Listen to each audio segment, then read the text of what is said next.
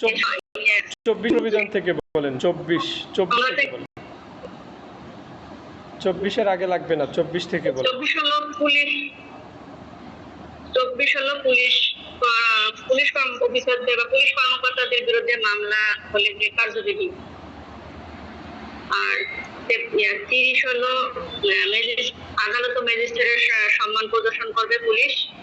আর 31 হলো উকিলদের সঙ্গে সুসম্পর্ক রাখবে। 32 হলো ইউনিয়ন পরিষদের চেয়ারম্যানদের লোকজনদের সদস্যদের সহিত ভালো সম্পর্ক রাখবে। 33 হলো জনসাধারণ সহিত পুলিশ ভালো ব্যবহার করবে। 34 হলো অবসরপ্রাপ্ত পুলিশ সদস্যের সাথে ভালো সম্পর্ক রাখতে হবে। 35 হলো আইজিপি স্যারের ক্ষমতা। আর 43 হলো দাঙ্গা সংক্রান্ত দাঙ্গার পরে যে মামলা হয় এটা আর কি। আর 53 হলো সিআর মামলা, জিআর মামলা। 53 পরে আর কত দিয়েছি ভুলে গেছি। 53 পরে আমরা পড়েছিলাম কত 66। 53 পরে কত ধারা যেন 66 মামলা প্রত্যাহার। 66 মামলা প্রত্যাহার। হ্যাঁ, তারপর 68। তারপর 68 হলো সিডি হেফাজত আর কি। হেফাজত, হ্যাঁ। 68-র পরে কত ছিল? 86। 68-র পরে 86। আচ্ছা, 86 হলো জনকল্যাণমূলক কাজ। 86 হলো তার তোলা যাবে না। আর অস্ত্র আইনের যে অব্যাহত হয়েছে, অস্ত্র আইনের 80। আচ্ছা, একটু এগুলো ক্লিয়ার রাখতে হবে। সেটা ইম্পর্টেন্ট, এগুলো একটু ক্লিয়ার রাখতে হবে। 89 হলো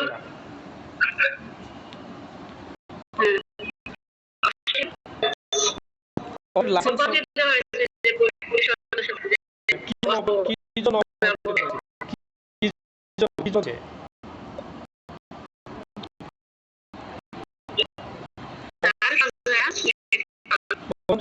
অব্যাহতি তো দেওয়া হয়েছে, ঠিক আছে, কিন্তু কি জন্য অব্যাহতি দেওয়া হয়েছে? আমার কথা শোনা যায় না?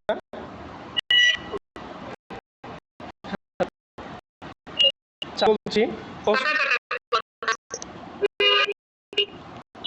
88 যে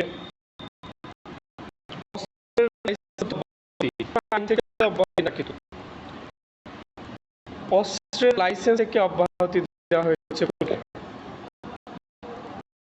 আমার কথা বোঝা যাচ্ছে এখন?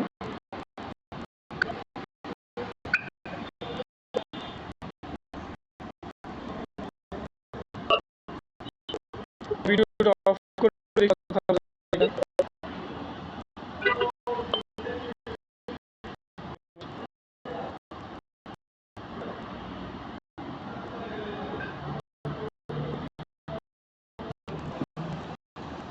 আচ্ছা, আমার কথা বোঝা যায় এখন? কথা কি বোঝা যায়?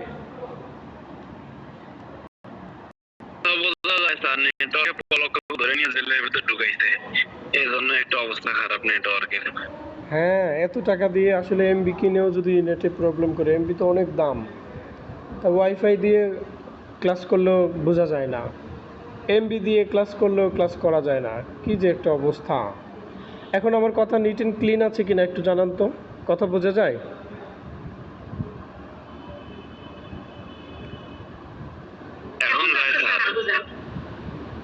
এখন বোঝা যায় না? জি স্যার, বোঝা যাচ্ছে। তার মানে ওই ভিডিও চালু রাখলে একটু বেশি টানে, সমস্যা হয়, বেশি কথা আটকে যায়। তাহলে আমরা এইভাবেই, যেহেতু কথা যেভাবে ক্লিয়ার হয় সেভাবেই ভালো।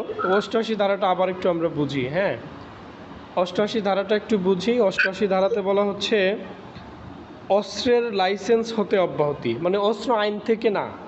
অস্ত্র আইন থেকে যদি অব্যাহতি দেওয়া হতো তাহলে তো অস্ত্র আইনের কোনো ধারাতেই অপরাধ হতো না। এই পিআরবির 88 বিধিটা হচ্ছে শুধুমাত্র অস্ত্র আইনের 1-এর খ বিধির জন্য, 1-এর খ ধারার জন্য। 1-এর খতে বলা হচ্ছে সরকারি কর্মীরা পোশাকের সাজ সরঞ্জাম হিসাবে এবং সরকারি কর্তব্য পালনের সময় অস্ত্র ব্যবহার করতে পারবে। অস্ত্র মানে সাথে রাখতে পারবে আর কি, বহন করতে পারবে, যেটাকে বলে এক কথায় বহন, ক্যারি করতে পারবে।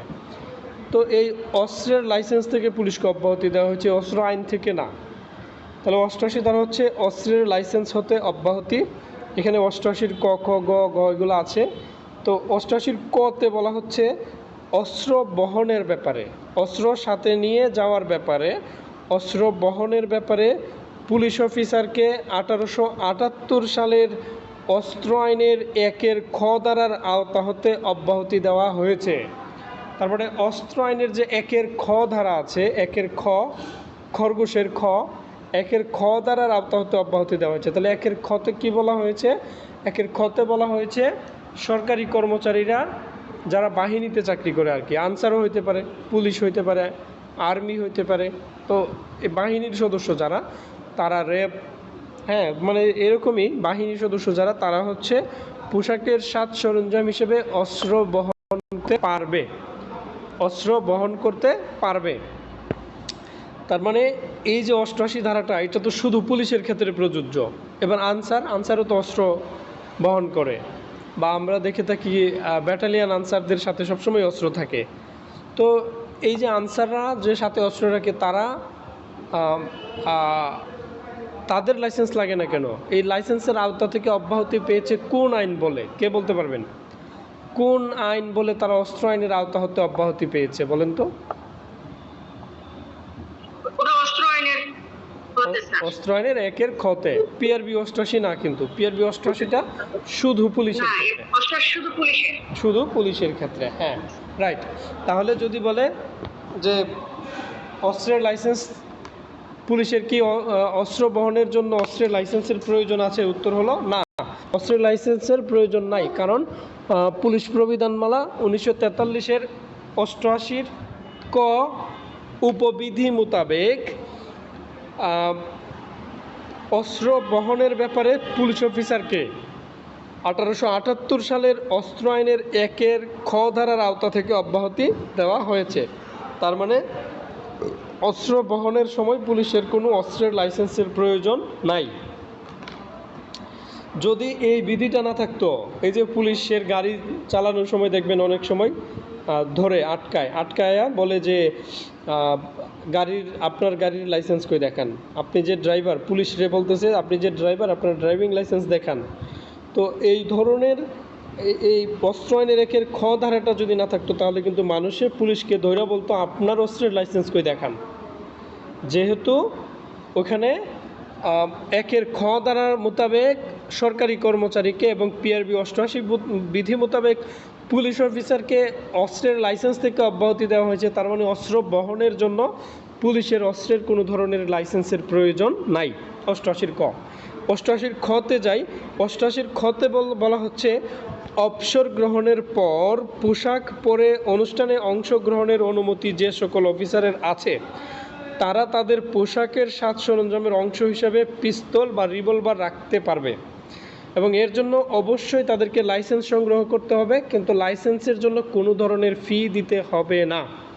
তার মানে কি বলতেছে?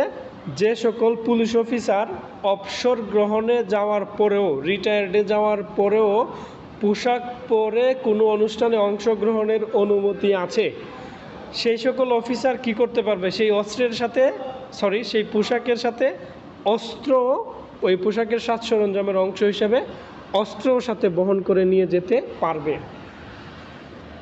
এটা বলা হচ্ছে 88 খ বিধিতে। এবার 88 গতে যাই।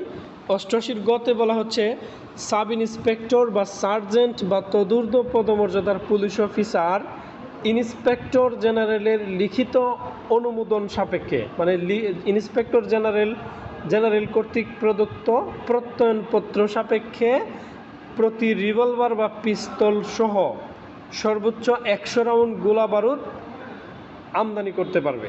তার মানে কি বলছে কথাটা? সাব ইন্সপেক্টর বা সার্জেন্ট বা তদূর্ধ্ব পদমর্যাদার পুলিশ অফিসার ইন্সপেক্টর জেনারেল কর্তৃক প্রদত্ত প্রত্যয়নপত্র নিয়ে প্রতি রিভলভার বা পিস্তল বাবদ সর্বোচ্চ 100 রাউন্ড গোলা বারুদ সহ একটা রিভলভার বা পিস্তল আমদানি করতে পারবে। তার মানে ব্যক্তিগত প্রয়োজনে যদি কোনো সাব ইন্সপেক্টর বা সার্জেন্ট বা ইন্সপেক্টর বা তদূর্ধ্ব অফিসার তার জীবনের ঝুঁকি থাকে, তাহলে তার জন্য যে একটা আগ্নেয়াস্ত্র প্রয়োজন সেই বিষয়ে ইন্সপেক্টর জেনারেলের কাছে একটা রিপোর্ট করবে বা একটা আবেদন করবে। আবেদন করলে ইন্সপেক্টর জেনারেল একটা সার্টিফিকেট বা একটা প্রত্যয়নপত্র দিবে। ওই সার্টিফিকেট বা প্রত্যয়নপত্র দিয়ে বিনা শুল্কে মানে কি, ট্যাক্স দেওয়া ছাড়াই সরকারকে ট্যাক্স দেওয়া ছাড়াই একটা রিভলভার বা পিস্তল আমদানি করতে পারবে। এবং ওই রিভলভার বা পিস্তলের সাথে সর্বোচ্চ কত রাউন্ড গুলি আনতে পারবে? সর্বোচ্চ 100 রাউন্ড গুলি আনতে পারবে। সর্বোচ্চ কত রাউন্ড গুলি আনতে পারবে? 100 রাউন্ড গুলি আনতে পারবে। তাহলে আমরা যদি এই ধরনের এমসিকিউ পাই যে সাব ইন্সপেক্টর বা সার্জেন্ট কতটা রিভলভার আমদানি করতে পারবে, 1টা 2টা 3টা 4টা 5টা, কতটা হবে? 1টা পারবে, 1টা। আর একজন সাব ইন্সপেক্টর একটা রিভলভারের সাথে কত রাউন্ড গুলি আমদানি করতে পারবে? উত্তর হলো 100 রাউন্ড গুলি আমদানি করতে পারবে। আচ্ছা, এবার একটা প্রশ্ন করি। বলা হচ্ছে ওই যে 88 খতে যে আমরা পড়লাম যে পোশাকের সাথে আগ্নেয়াস্ত্র পোশাকের সাজ সরঞ্জাম হিসেবে, মানে রিটায়ার্ড প্রাপ্ত পুলিশ অফিসার কোনো অনুষ্ঠানে অংশগ্রহণের সময় পোশাকের সাজ সরঞ্জাম হিসেবে আগ্নেয়াস্ত্র বহন করতে পারে। এই ক্ষেত্রে একজন কনস্টেবল কি উক্ত অনুষ্ঠানে আগ্নেয়াস্ত্র বহন করতে পারবে?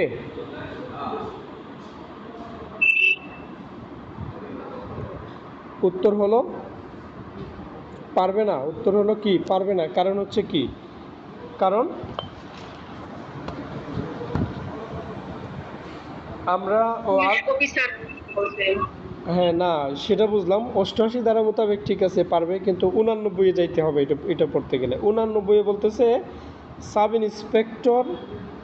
ইন্সপেক্টরের। আচ্ছা, 89 যাই, পরে এই প্রশ্নটা করি। এটা 89 ধারার প্রশ্ন। তাহলে 88 ধারাটা আমরা বুঝলাম। 88 এক হলো পুলিশকে অস্ত্রের লাইসেন্স থেকে অব্যাহতি দেওয়া হয়েছে।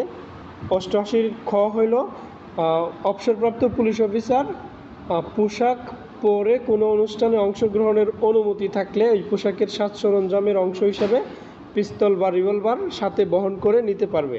আর সাব ইন্সপেক্টর বা সার্জেন্ট বা তদূর্ধ্ব পদমর্যাদার পুলিশ অফিসার ইন্সপেক্টর জেনারেলের লিখিত অনুমতি নিয়ে একটা রিভলভার বা পিস্তল সর্বোচ্চ 100 রাউন্ড গুলি সহ আমদানি করতে পারবে। এই হলো 88 ক খ গ। এবার যাই 89 ধারা। হ্যাঁ, যে প্রশ্নটা করছিলাম এটা 89 ধারার সাথে রিলেটেড। তো 89 কতে বলা হচ্ছে অনুমোদিত মানে সরকারি বোঝাচ্ছে আর কি, সরকারি বেত লাঠি। অনুমোদিত বেত বা লাঠি ব্যতীত ব্যক্তিগত বেত বা লাঠি ব্যবহার করা যাবে না, এবং সরকারি ডিউটিতে ব্যক্তিগত আগ্নেয়াস্ত্রও ব্যবহার করা যাবে না। এই হলো 89 ক। আর 89 খ এসে বলতেছে সাব ইন্সপেক্টরের নিম্ন পদের পুলিশ অফিসারগণ ব্যক্তিগত সরকারি ডিউটিতে ব্যক্তিগত আগ্নেয়াস্ত্র ব্যবহার করতে কি পারবে না, নাকি পারবে? পারবে মনে হচ্ছে। আচ্ছা, সাব ইন্সপেক্টরের নিম্ন পদের পুলিশ অফিসারগণ ব্যক্তিগত সরকারি ডিউটিতে ব্যক্তিগত আগ্নেয়াস্ত্র ব্যবহার করতে পারবে না। তার মানে সাব ইন্সপেক্টর পদমর্যাদার পুলিশ অফিসাররা সরকারি ডিউটিতে ব্যক্তিগত আগ্নেয়াস্ত্র ব্যবহার করতে পারবে। হ্যাঁ, 89 খতে বলা হচ্ছে। এবার যদি এই ধরনের প্রশ্ন আসে তাহলে কিন্তু সবাই না দিয়ে আসবে। বলতেছে যে সরকারি ডিউটিতে সাব ইন্সপেক্টর কি ব্যক্তিগত আগ্নেয়াস্ত্র ব্যবহার করতে পারবে? প্রশ্ন করলো পারবে কি না। ক নাম্বার হলো হ্যাঁ, খ নাম্বার হলো না, গ নাম্বার হলো দুইটাই, ঘ নাম্বার হলো কোনোটাই না। তাহলে উত্তর হলো পারবে। উত্তর হলো কি? পারবে। তাহলে এএসআই কি পারবে? সাব ইন্সপেক্টরের নিম্ন পদের পুলিশ অফিসার এএসআই পারবে না। এই কনসেপ্টগুলো ক্লিয়ার রাখতে হবে। হ্যাঁ, এই কনসেপ্টগুলো আমাদের ক্লিয়ার রাখতে হবে। এই হলো 89 ধারা। তাহলে 89 ধারা শেষ। বলতেছে যে অনুমোদিত বেত লাঠি ছাড়া কোনো ধরনের বেত লাঠি ব্যবহার যাবে। আর সাব ইন্সপেক্টরের নিম্ন পদের পুলিশ অফিসার সরকারি ডিউটিতে ব্যক্তিগত আগ্নেয়াস্ত্র ব্যবহার করতে পারবে না। এই হলো 89 খ ধারা। এবার যাই 89 পরে আমরা যাবো 98। আচ্ছা, তাহলে আমরা একটু টান দেই কোন ধারা আমরা নিয়েছি হলো 24 ধারা, এরপরে নিয়েছি হলো গুরুত্বপূর্ণ ক্লাব বলি আমি, হ্যাঁ। আর 30, 31, 32 এগুলো আপনারা পরে নিয়েন, এগুলো অত গুরুত্বপূর্ণ না, এগুলো থেকে প্রশ্ন আসার সম্ভাবনা নাই। তাহলে আমি শুধু গুরুত্বপূর্ণগুলো নেই। 24, 33, 35, 43, 53, 66, 68, 68 পরে নিলাম আমরা 88, 68 পরে নিলাম আমরা 88, 86, 87 বাদ, কিন্তু রিডিং পরে নেবেন। 88 নিলাম, 88 পরে নিব আমরা 89, এরপরে নিব 98। তাহলে কয়টা হলো? 10টা ধারা হলো, 98, 99, 100। তাহলে 100-র মধ্যে আমরা মাত্র 12টা ধারা নিলাম গুরুত্বপূর্ণ, 100-র মধ্যে 12টা ধারা নিলাম মাত্র গুরুত্বপূর্ণ। তো আমরা তো পরে আসলাম 89 পর্যন্ত।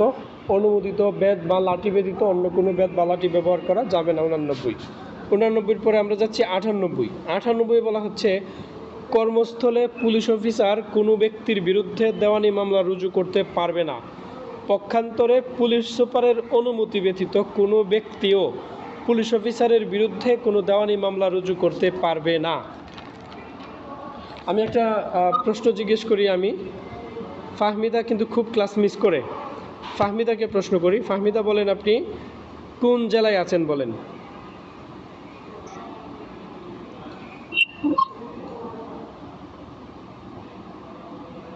ফাহমিদা কোন জেলায় আছেন? দেরি হলে অর্পা বলেন, অর্পা কোন জেলায় আছেন? খুরশেদ আপা কোন জেলায় আছেন? যে কোনো একজন বলেন, সমস্যা নাই। বগুড়া জেলায়। বগুড়া। আচ্ছা, অর্পা কোন জেলায় আছেন? নারায়ণগঞ্জ। নারায়ণগঞ্জ। আচ্ছা, বগুড়া অথবা নারায়ণগঞ্জ, যে কোনো একটা নামকে নেই আমরা। তো বলছিলাম যে নারায়ণগঞ্জ জেলায় অর্পা কর্মরত আছে। এবার কি বলেছে? 98 ধারায় কর্মস্থলে পুলিশ অফিসার কোনো দেওয়ানি মামলা রুজু করতে পারবে না। দেওয়ানি মামলা কি? দেওয়ানি মামলা কি নিয়ে যে দেওয়ানি কার্যবিধি একটা আইন আছে আলাদা।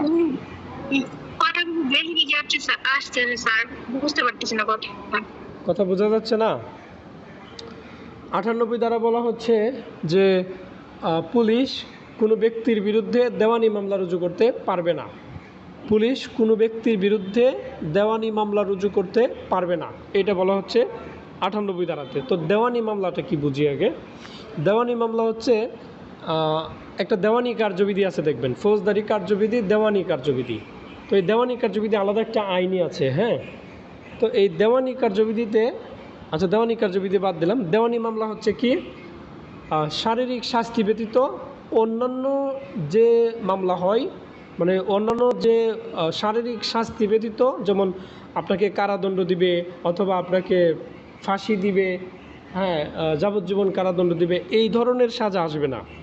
অনলি জরিমানা আসতে পারে, অর্থদণ্ড আসতে পারে, অথবা জায়গা জমি নিয়ে মামলা হইতে পারে, হইলে জরিমানা হইতে পারে, বা ওই জমিটা কে পাবে ডিক্রি হইতে পারে। ডিক্রি মানে কি? আদেশ আর কি বোঝাচ্ছে, আদেশ। তো এবার বলা হচ্ছে যে পুলিশ অফিসার কারো বিরুদ্ধে দেওয়ানি মামলা করতে পারবে না। তো এর দ্বারা কী বোঝাচ্ছে? জায়গা জমি সংক্রান্ত মামলা অথবা শারীরিক মামলা ব্যতীত আর কি, মানে যে মামলায় শাস্তি হয়, শরীরের উপর সাজা হয়, ওই যে মামলায় শরীরের উপর সাজা হয়, এটা হচ্ছে ফৌজদারি মামলা। আর শরীর বাদ দিয়ে, যেমন একটা জমি নিয়ে মামলা হচ্ছে, একটা ভবন, হ্যাঁ, একটা 10তলা ফ্ল্যাট, এটার মালিককে, এটা নিয়ে মামলা হচ্ছে, এগুলো হচ্ছে দেওয়ানি মামলা। একটা ভূমি নিয়ে মামলা হচ্ছে, সেটা দেওয়ানি মামলা।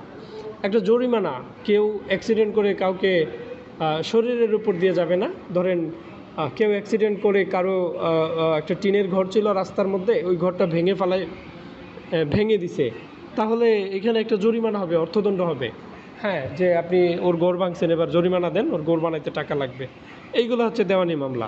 তো বলা হচ্ছে যে এই যে যেমন অর্পা আছে নারায়ণগঞ্জ, এই নারায়ণগঞ্জ জেলার ভিতরে কোনো ব্যক্তির বিরুদ্ধে অর্পা কোনো দেওয়ানি মামলা করতে পারবে না, একদম কোনো দেওয়ানি মামলা সে করতেই পারবে না। 98 ধারা বলা হচ্ছে, পিআরবি 98 বিধিতে বলা হচ্ছে। এবং অর্পার বিরুদ্ধে যদি ওই এলাকার কোনো মানুষ, ওই নারায়ণগঞ্জ এলাকার ভিতরে কোনো ঘটনা নিয়ে কোনো দেওয়ানি মামলা রুজু করতে চায়, তাহলে পুলিশ সুপারের অনুমতি ব্যতীত সেও মামলা করতে পারবে না। যদি সে মামলা করে ফেলে তাহলে অর্পা কী করবে, আদালতকে বলবে যে দেওয়ানি কার্যবিধির ৮০ ধারা, দেওয়ানি কার্যবিধির ৮০ ধারা মোতাবেক সে হচ্ছে মানে দেওয়ানি কার্যবিধির ৮০ ধারার বিধান লঙ্ঘন করে সে পুলিশ সুপারের অনুমতি না নিয়ে আমার বিরুদ্ধে মামলা করেছে, তাই এই মামলাটা টিকার কথা না, এই মামলাটা খারিজ করা হোক। এই মামলাটা এই মামলাটা বাতিল করার জন্য, নিষ্পত্তি করার জন্য, খারিজ করার জন্য আমি অনুরোধ করছি। এই ধরনের কথা বলে সে আত্মপক্ষ সমর্থন করতে পারবে। তার মানে বোঝা যাচ্ছে কোনো ব্যক্তি যদি কোনো পুলিশ অফিসারের বিরুদ্ধে, কর্মস্থলে পুলিশ অফিসারের বিরুদ্ধে দেওয়ানি মামলা রুজু করে তাহলে পুলিশ সুপারের অনুমতি নিয়ে মামলা করতে হবে। যদি পুলিশ সুপারের অনুমতি নিয়ে মামলা না করে তাহলে দেওয়ানি কার্যবিধির ৮০ ধারা লঙ্ঘন হবে, আর এই কারণে পুলিশ মামলায় জিতে যাবে ওই মামলাটা, আর তার ওই মামলাটা ডিসমিস করা হবে পুলিশ সুপারকে না জানায় মামলা করলে। তাহলে ৯৮ ধারা বলতেছে কর্মস্থলে পুলিশ অফিসার কোনো ব্যক্তির বিরুদ্ধে দেওয়ানি মামলা রুজু করতে পারবে না। পক্ষান্তরে পুলিশ সুপারের অনুমতি ব্যতীত কোনো ব্যক্তি, কোনো জনসাধারণ পুলিশ অফিসারের বিরুদ্ধে দেওয়ানি মামলা রুজু করতে পারবে না। যদিও কোনোভাবে রুজু হয়ে যায় সেই মামলাটা টিকবে না। এই হলো ৯৮ ধারা। ৯৮ ধারা বুঝছেন?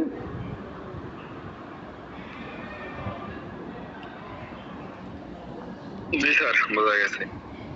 আচ্ছা, তাহলে এখন যাই ৯৯। ৯৯ বলতেছে অনুসরণীয় সাধারণ নীতিমালা। অনুসরণীয় নীতিমালা, এখানে কিছু নীতিমালার কথা বলতেছে ৯৯ ধারাতে। এই নীতিমালাগুলো কি কি আমরা একটু বুঝবো। বলতেছে যেমন ধরেন যে স্বতন্ত্র একটা ডিউটিতে গেল, তো ডিউটিতে গিয়ে সে ঠিকঠাকভাবেই তার দায়িত্ব পালন করছে। ওই দায়িত্ব পালন করতে গিয়ে কোনো ধরনের একটা অপ্রীতিকর ঘটনা ঘটে গেল আর কি, কোনো ধরনের একটা অপ্রীতিকর ঘটনা ঘটে গেল। তো ঘটে যাওয়াতে যেমন ধরেন কি ঘটতে পারে, বলা হচ্ছে যে যেমন ধরেন ওই সজীবকে গ্রেপ্তার করার কথা কিন্তু সে রাজীবকে গ্রেপ্তার করে ফেলছে, ধরেন এরকম একটা ঘটনা ঘটে গেছে। তো রাজীবকে ধরে আবার সে কি করছে, আটক করে রাখছে ধরেন ১৬ ঘন্টা আটক করে রাখছে। তো অপরাধী হলো সজীব, ধরলো রাজীবকে। এবার রাজীব তো নির্দোষ ব্যক্তি, রাজীব এবার কি করলো, তাকে ১৬ ঘন্টা একটা রুমের মধ্যে আটক করে রাখছে, তার মানে কিন্তু অবৈধভাবে অবরোধ করা হয়েছে রাজীবকে। তো একটা নিষ্পাপ মানুষ, নিরপরাধ মানুষ, নিষ্পাপ বলা যাবে না, নিরপরাধ মানুষকে একটা রুমের ভিতরে, একটা নিরপরাধ মানুষকে একটা রুমের ভিতরে ১৬ ঘন্টা আটকায় রাখছে, তার মানে সে অবৈধভাবে অবরোধ করেছে। এই কারণে রাজীব আদালতে গিয়ে মামলা করে দিল, অবৈধভাবে অবরোধ করার মামলা করলো। এখন ৯৯ ধারা বলতেছে সরকারি দায়িত্ব পালন করতে গিয়ে যদি সরল বিশ্বাসে সরকারি কর্মচারী এই ধরনের কাজ করে থাকে তাহলে তার বিরুদ্ধে যে মামলা হয়েছে ওই মামলা তার পক্ষ হয়ে সরকার লড়বে, অর্থাৎ সরকার তার পক্ষ সমর্থন করবে।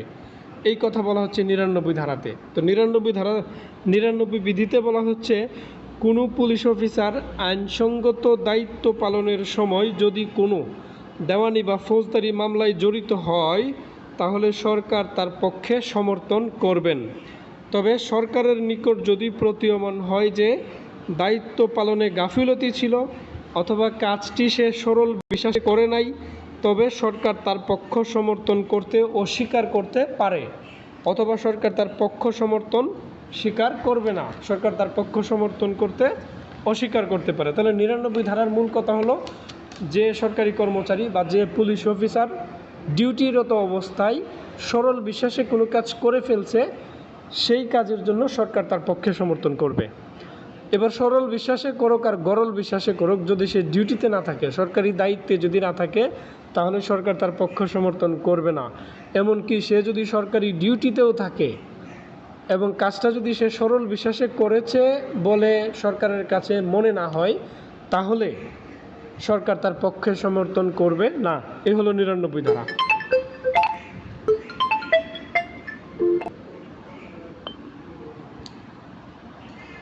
তাহলে 98 ধারা কি? 98 ধারা হলো পুলিশ কারো বিরুদ্ধে দেওয়ানি মামলা করতে পারবে না। পুলিশ সুপারের অনুমতি নিয়ে কোনো ব্যক্তি পুলিশের বিরুদ্ধে দেওয়ানি মামলা করতে পারবে, আর অনুমতি ছাড়া পারবে না, যদিও করে মামলা টিকবে না। 98 ধারা। 98 পরে কি হলো? 99।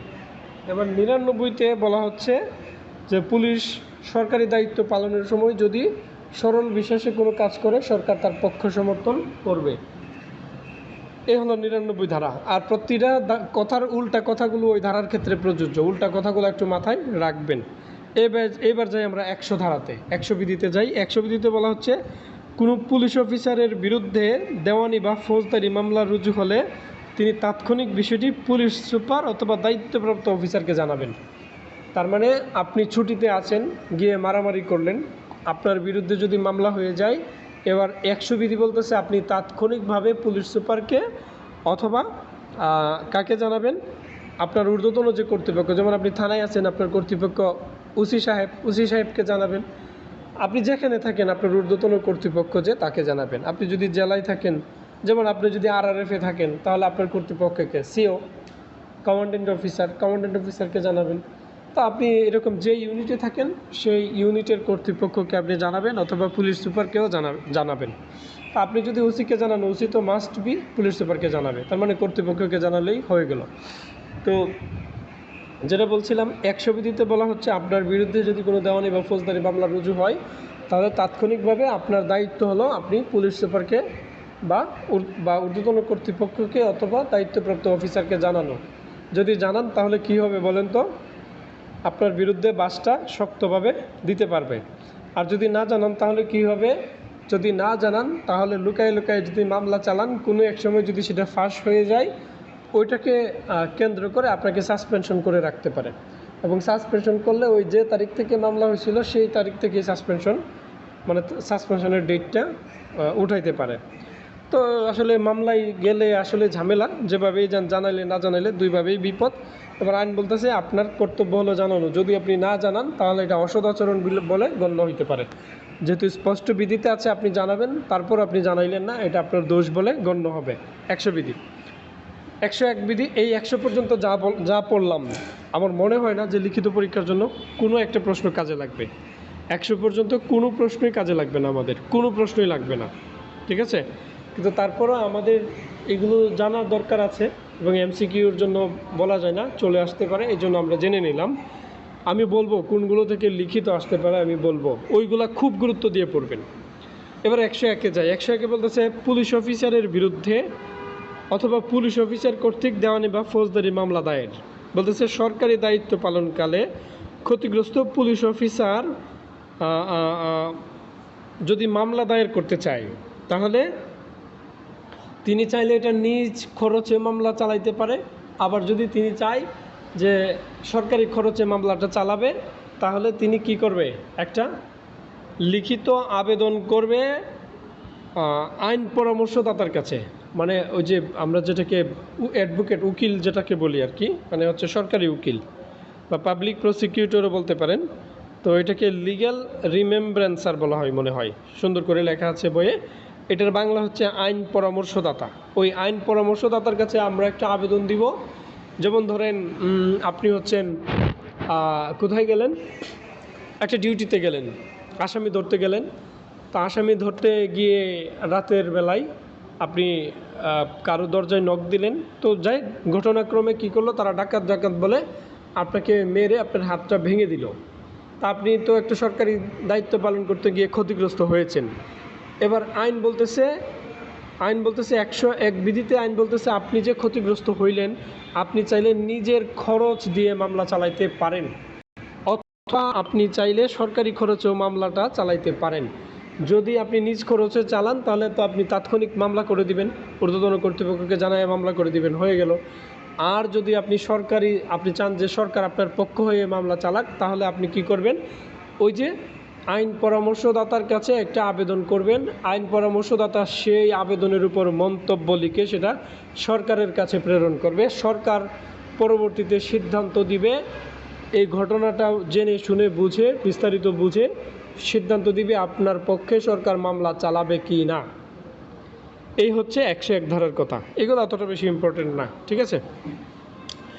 এবার 101-এর পরে আমরা যাব 105 ধারাতে যাব আমরা। 105-এ বলতেছে ডিআইজি বা আইজিপির সাথে সাক্ষাৎ। তো আমরা তো এটা জানি ভালো করে যে আপনি যে জেলায় আছেন এই জেলাটা একটা রেঞ্জের আওতাধীন। ওই রেঞ্জের ডিআইজির সাথে যদি আপনি দেখা করতে চান তাহলে আপনাকে অবশ্যই পুলিশ সুপারের অনুমতি নিয়ে যেতে হবে। তো এটাই বলতেছে ডিআইজির সাথে সাক্ষাৎ করতে গেলে পুলিশ সুপারের অনুমতি নিতে হবে। আর আইজিপির সাথে যদি আপনি সাক্ষাৎ করতে চান তাহলে আপনাকে পুলিশ সুপার এবং ডিআইজি দুইজনের অনুমতি নিতে হবে। তার মানে কী কী কারণে আপনি ডিআইজি অথবা আইজির সাথে সাক্ষাৎ করতে পারেন? নিজের পদোন্নতি, নিজের বদলি অথবা নিজের ছুটির জন্য ব্যক্তিগতভাবে আপনি ডিআইজি অথবা আইজিপির সাথে সাক্ষাৎ করতে পারবেন না। 105 বিধিতে এটা বলছে। যদি আপনার প্রয়োজন হয় তাহলে ডিআইজির সাথে যদি সাক্ষাৎ করার প্রয়োজন হয় তাহলে আপনি পুলিশ সুপারের কাছে একটা আবেদন দিবেন। পুলিশ এই ধরনের আবেদন দিলে 105 বিধিতেই বলা আছে কথাটা, যদি আপনি আবেদন দেন যে আপনি ডিআইজির সাথে দেখা করবেন তাহলে পুলিশ সুপার যেন নিষেধ না করে, পুলিশ সুপার যেন দেখা করার অনুমতি দেয়। এই কথাটা 105 বিধিতেই বলা আছে।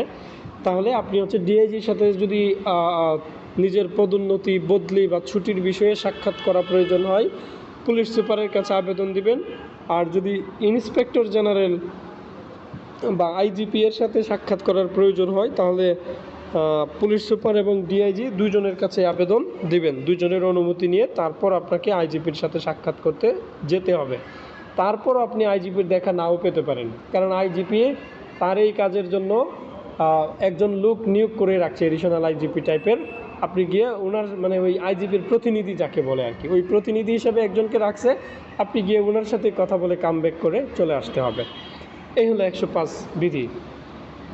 তাহলে 105 বিধিতে আমরা একটা এমসিকিউ শিখলাম যে পুলিশ অফিসার বা পুলিশের যে কোনো অধস্তন কর্মচারী নিজের পদোন্নতি, বদলি বা ছুটির কারণে ডিআইজি বা আইজিপির সাথে সাক্ষাৎ করতে পারবে না, সরাসরি অনুমতি নিয়ে আবেদনের মাধ্যমে সবগুলো। তাহলে কী হবে উত্তর? সরাসরি পারবে না। কী হবে উত্তর? সরাসরি পারবে না, 105 বিধি। এবার 106 থেকে হচ্ছে সরকারি কর্মচারীদের আচরণ বিধি। তাহলে যদি বলে যে সরকারি কর্মচারীদের আচরণ বিধি সম্পর্কে বিস্তারিত আলোচনা করুন তাহলে কিন্তু এই পিআরবি থেকে 106 বিধি থেকে আসবে। 106 হলো পুলিশের সকল সদস্য সরকারি কর্মচারীদের আচরণ বিধি মেনে চলতে বাধ্য।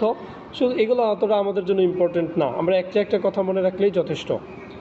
এই পর্যন্ত লিখিত পরীক্ষায় আসার মতো একটা বিধিও আমরা পাই নাই। তাহলে আমরা সামনে বাড়ি 106 পুলিশের সকল সদস্য সরকারি কর্মচারীদের আচরণ বিধি মেনে চলতে বাধ্য।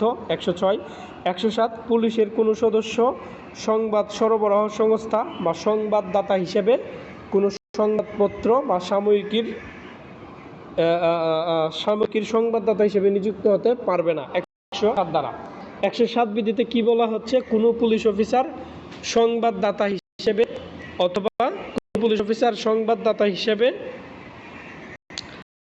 অথবা সংবাদ সরবরাহ সংস্থার সাথে নিযুক্ত হতে পারবে না। এক কথায় হচ্ছে আপনার মন যেটা আসে কথাটা বুঝাইলে হলো। কোনো পুলিশ অফিসার কোনো সংবাদপত্র বা ম্যাগাজিনের সংবাদদাতা হিসেবে নিযুক্ত হতে পারবে না। এই তো শেষ।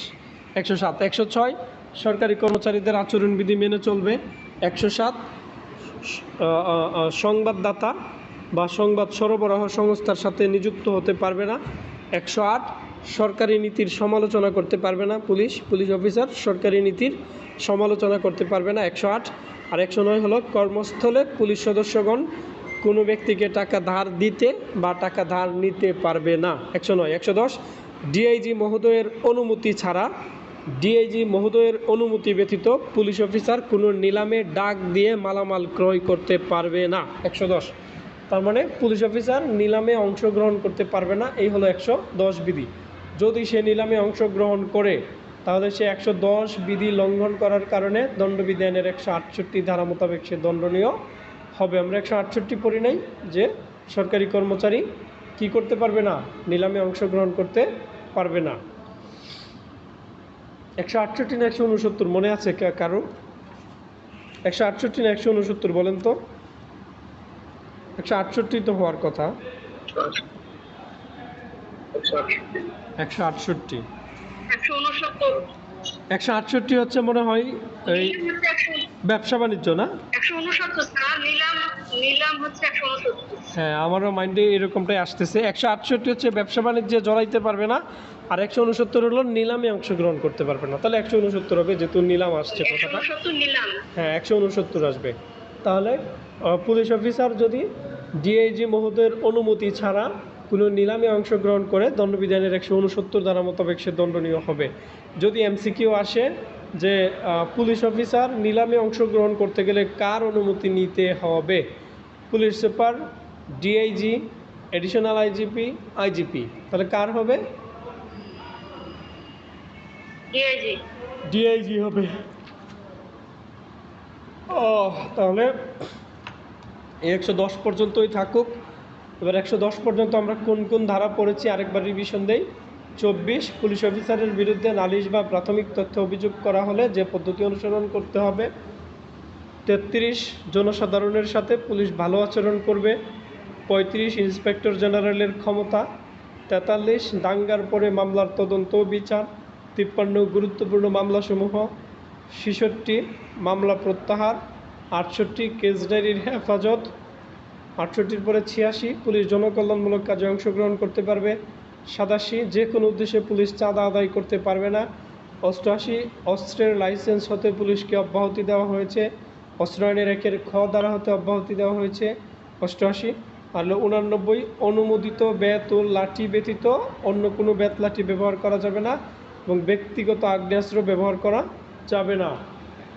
ব্যক্তিগত আগ্নেয়াস্ত্র কারার মানে সাব ইন্সপেক্টরের নিম্ন পদের অফিসাররা ব্যক্তিগত আগ্নেয়াস্ত্র ব্যবহার করতে পারবে না। তার মানে ব্যক্তিগত আগ্নেয়াস্ত্র কারা পারবে? সাব ইন্সপেক্টর বা সার্জেন্ট বা তদূর্ধ্ব পদমর্যাদার অফিসার ব্যক্তিগত আগ্নেয়াস্ত্র ব্যবহার করতে পারবে। 89 পরে যাব আমরা 98, যে পুলিশ অফিসার কোনো ব্যক্তির বিরুদ্ধে দেওয়ানি মামলা রুজু করতে পারবে না। কোথায়? কর্মস্থলে নিজের বাড়িতে পারবে, নিজের এলাকায় পারবে। তাহলে কর্মস্থলে পুলিশ অফিসার কোনো ব্যক্তির বিরুদ্ধে দেওয়ানি মামলা রুজু করতে পারবে না এবং অন্য কোনো ব্যক্তিও পুলিশ সুপারের অনুমতি ব্যতীত দেওয়ানি মামলা রুজু করতে পারবে না। 98 আর 99তে বলা হচ্ছে পুলিশ অফিসার সরকারি দায়িত্ব পালনকালে যদি কিসে জড়ায়ে পড়ে, কোনো সরল বিশ্বাসে কাজ করতে গিয়ে কোনো দেওয়ানি বা ফৌজদারি মামলায় জড়ায়ে পড়ে, তাহলে সরকার তার পক্ষ সমর্থন করবে। আর যদি সরল বিশ্বাসে কাজটা না করে থাকে, অর্থাৎ ঘুষ নিচ্ছে, এটা তো সরল বিশ্বাস না। হ্যাঁ, ঘুষ যদি হয় সেটা সরকারি কাজের জন্য, তাহলে সেটা সমস্যা নাই। আর যদি ঘুষ হয় ব্যক্তিগত প্রয়োজনে, তাহলে আবার সেটা সমস্যা আছে। তো যদি ঘুষ নিচ্ছে তাহলে তো আর সরকার সমর্থন করবে না। করবে না। এ হলো 99। আর 100 বিধি হলো কি? কোনো পুলিশ অফিসারের বিরুদ্ধে দেওয়ানি বা ফৌজদারি মামলা রুজু হলে তাৎক্ষণিক বিষয়টা পুলিশ সুপারকে জানাতে হবে। আর 101 হলো পুলিশ অফিসারের বিরুদ্ধে অথবা পুলিশ অফিসার কর্তৃক দেওয়ানি মামলা দায়ের করার পদ্ধতি। মানে কোনো মানুষ যদি পুলিশ অফিসারের বিরুদ্ধে দেওয়ানি মামলা বা ফৌজদারি মামলা রুজু করে সে কোন কোন স্টেপ নেবে, আর কোনো পুলিশ যদি কোনো ব্যক্তির বিরুদ্ধে দেওয়ানি বা ফৌজদারি মামলা রুজু করে সে কোন কোন স্টেপ নেবে।